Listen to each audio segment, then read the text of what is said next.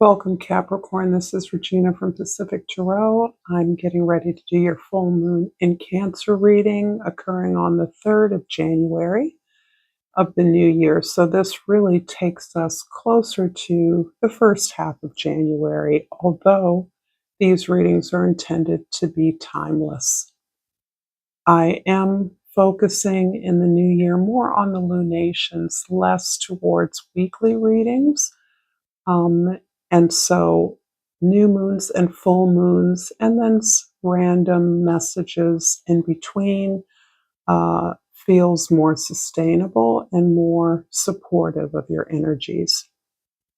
So I am looking at the wolf moon, so-called, as it impacts and as it is envisioned in the northern hemisphere, aware that the southern hemisphere does not experience planetary movements and the seasons in the same way. So this is summer in the southern hemisphere. So the wolf's energy in the north is really about its singular howling within a barren landscape, a landscape that may be covered in snow, where life has evacuated and sort of gone underground, buried or hidden as life forms retreat during the winter to hibernate, stay warm, and prepare for the springtime. And this howl announces its presence, its power to protect its family, and to uh, recognize and announce its unique individual ability to create something that it is now in a position to protect. In the southern hemisphere, this can look like you're claiming or reclaiming your place of belonging in the external world, where you again are announcing your unique contribution, your independence, and your willingness to protect what you've created. So I'm going to look at your overall energy, Capricorn, for this reading is the Nine of Cups. The Nine of Cups is about a kind of completion that I am equating to a healing process, a growth process. And this feels as though you're coming out of a time of deep work within, where you have learned to accept all of your feelings, all of your emotions, and all of the experiences that generated those in a way that acknowledges that success, happiness, contentment cannot exist unless you've completed all the stations. And these stations are about tending to your fears, those uncomfortable feelings and behaviors that you have recognized within your experience, those places that are dark and foreboding and that you have denied in the past or masked over with happy experiences or expressions. So in that way, this is really about your sense of satisfaction with where you are in your life, that you recognize your abundance, your emotional joy and pleasure exists right now, not in the future, which is a little different for Capricorns, usually ambitious Capricorns. The High Priestess is telling us again that in this moment of contentment, of satisfaction, you are on the verge of claiming and understanding a greater power that you've always had, this internal, eternal light that has always been there and that you have experienced through the past. This is not conditional to your experiences in this lifetime necessarily, for those of you that are open to that interpretation. For many of you, this is connected through your ancestors or ancestry. For others, you recognize that you have been on a thematic experience pathway throughout lifetimes, and that now you understand the gift you bring. And one of those gifts is the powerful reflection of self-knowledge, that you have understood who you are to such a powerful degree that you can hold that wisdom within. It is not for everybody. And this is one of the challenges for you, is feeling so good about understanding who you truly are, where your powers reside, the purpose and lessons of these hard experiences that it is difficult to contain. In the 10th house, your social identity. This is the way others see you. Judgment. Wow. Some of this is in response to some heavy, heavy judgments that you've experienced throughout your life. The sense of being judged. And as a response to that, as a retaliation almost, you have judged others. You've judged yourself primarily in response to what you believed were your errors, missteps, failings, inability to conform.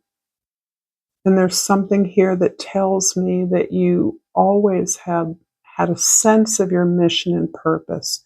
You came in this life with a strong sense of your powers. But that has been something that you have frequently or occasionally glimpsed, leaned into, and perhaps had difficulty sustaining that sense of empowerment, in large part in response to the actions of others. So this is helping you cut through the judgment of others, and that judgment has wounded you and held you back for some time.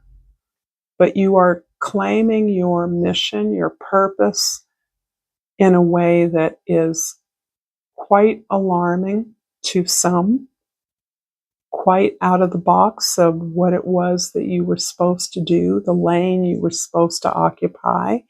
And in that way, your sense of liberation is extreme and is really part of the way that you are allowing yourself to be seen by others. And it isn't that this isn't a little bit scary to you. It's like stepping out from the shadows. In the first house, the Page of Cups. This is so lovely because this is so softening for you, Capricorn. And this really acknowledges the sense of being reborn in some ways, of returning to the sense of innocent joy, the devotion to what it is you do well, to your gifts, and to announcing unabashedly that you enjoy helping others, that is a authentic pleasure for you. And for some reason, this is something that has occulted your energy in the past, like this overgiving is perhaps how it manifested, in a way that you even became aware that you were being used by others, that others were exploiting your kindness, and yet you had difficulty turning it off. Now you are returning to that sense of joy, but it is no longer through the necessity to fix or help others, but rather it is in the exploration and self-discovery that you're experiencing, that you're choosing this opening up of your imagination and thus your creative abilities. In the fourth house of your home, your family, your history, your roots, the Ten of Swords is frequent. This has been a frequent energy for many, but Capricorn, this is really about the incredible work that you are having to engage in order to release the past, to surrender to the past, because this is different than simply moving away. You're surrendering to the pain, to the suffering, to the hurt, because you're now understanding and seeing the truth of that you really weren't a part of perhaps a team, a family, a project that you thought you were supposed to be tied to. And so those hurts, those betrayals were all the more wounding, created an ongoing suffering because of kind of disbelief in what you were seeing as the truth. And this is helping you to detach yourself from those experiences and those feelings about them. Instead, recognizing that each one of those hurts, those pains were the truth. Those relationships and environments showed you who you really were, what you were really made of, what you didn't want. Uh, and this has been transformative in no uncertain terms. But this is something you still invest your thought, your imagination in, your intuition in every day to rehearse where you've come, how you've come through this. Because this held you back and restricted you for such a long time. It was hard for you to detach your feelings of care, nurturance, responsibility for others who did not share that or reciprocate that with you. In the seventh house of significant others, partnerships, the Empress couldn't be more beautiful. This is the house that the full moon in Cancer is highlighting for you in the beginning of the year. You are in full power mode. You are understanding that the love that others have denied you or that you haven't chosen, you are more than capable of giving to yourself. In fact, you give better love to yourself than others have. Others, if that may or may not be engaged, because I don't feel like a strong network here around you. I feel a strong community, but not a lot of personal relationships that you're cultivating here that are feeding you. You are cultivating your own sacred space, your own sacred love.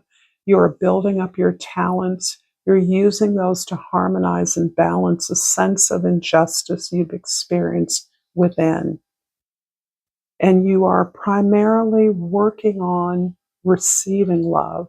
And you are aware that this is an area of challenge for you.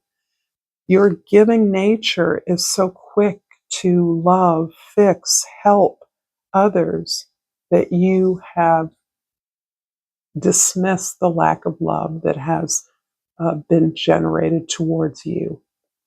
And now that is one of the goals you experience in part as an acknowledgement of your awareness of your ancestors. Your ancestors, spirit guides, the universe, however you understand it, are there for you in spades. You ask and you receive. And this is something you're teaching yourself, that there is support for you. There always has been, that you are a child of the universe, that you came here as part of a seed. You're not lesser than any of those ancestors you engage with on a regular basis, but they are available to you. You have an active communication with them. And in that way, you have reversed the sense of desperately looking for love and attention and knowing that you are always cared for and supported. This really amplifies your ability to care and support for others, but in a healthier way, in a way that doesn't assume that you need others' love. Here, you've got all the love you in abundance that you need. And you share that with others as appropriate, as attuned to their needs. You absolutely understand the power of no. But this is a beautiful blossoming of your talent and a authority, a sense of rightful development of who you have always been. If this reading is resonating with you so far, Capricorn, please like this video. Please share this with others. and subscribe to my channel, Pacific Tarot. I'm going to clarify these cards and finish with an oracle card. So the Page of Cups is clarified by the Ten of Cups and the Six of Pentacles. Indeed, you are surrounded by an abundant sharing community. Your understanding of relationships is embedded in a healthy, productive, harmonious community, collective effort. You see yourself and your relationships as the agents of change on the most imaginative, creative, personal level possible. You bring all of yourself to your efforts at participating in this community, in this collective exercise, the sense of abundance. However modestly those who participate in share, it is magnified by the process of sharing and sharing of resources. All relationships to you are embedded in this healthy, supportive place where you can be who you are. You can be the innocent. You can ask for help. And I know for many of you that is a huge change. The Ten of Swords in the fourth house is clarified by the Six of Wands and the King of Wands. So we've got two sixes here. We've got two tens. And we are experiencing incredible victory in our surrender, in our ability to allow ourselves to start at the beginning, to start from scratch, to be a new version of who we are, to do our part and no more, which does not preclude our confident inspiration, our following our truth, our light, our heart's desire as something that we claim, that motivates us, and that inspires others. So I see you experiencing not only success in the work that you do on a communal or foundational level, but I also see you being acknowledged for that, being rewarded for that. And this again is helping you accept that you are loved, to receive that love joyfully, and to allow it to empower you. In the seventh house, the Empress, again, is clarified by the Two of Wands and the King of Swords.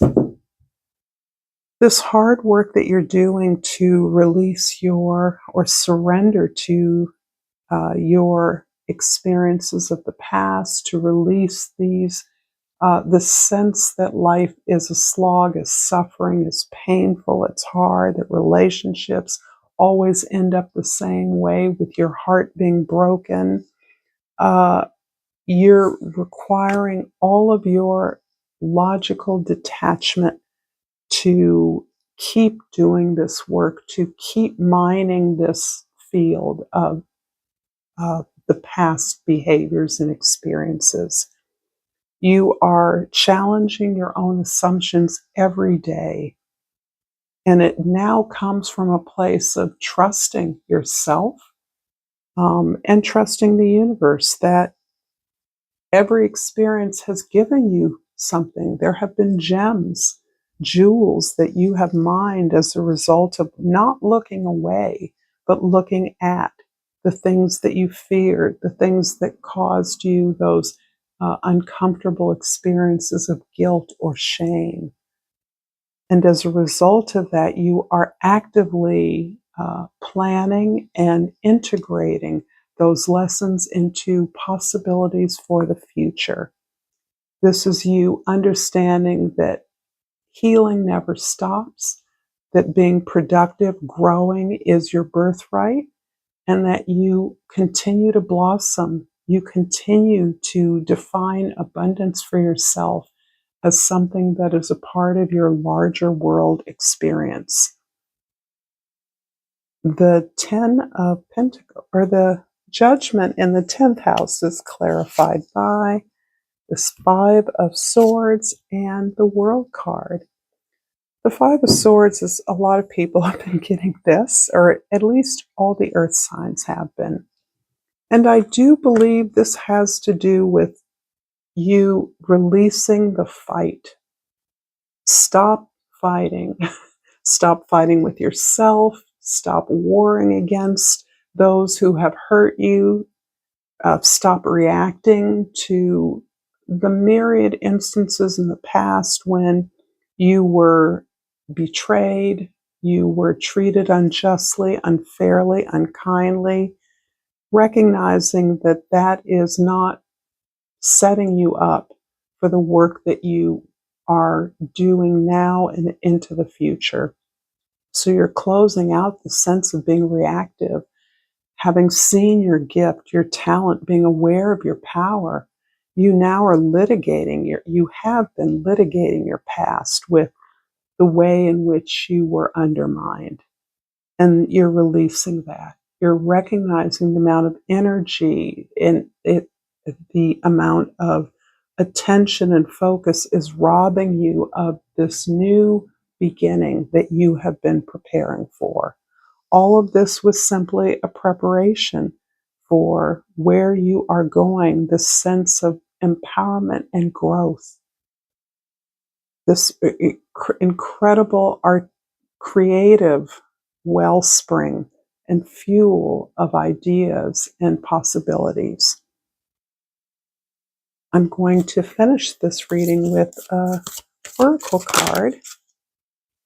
And I pulled blame. Interesting. All the oracle cards I've been pulling are sort of daunting. I accept responsibility for my well-being. I think this is it in a nutshell. I think this is in a nutshell. This is what fuels your ability to release the past, surrender to the past, and forgive yourself. Because what lies ahead of you, you can feel it. You trust yourself is beautiful, is abundant, is loving, is the expression and the reception, the recognition that you deserve. Thank you so much for this reading. I appreciate your likes, your subscribes, and until next time, namaste.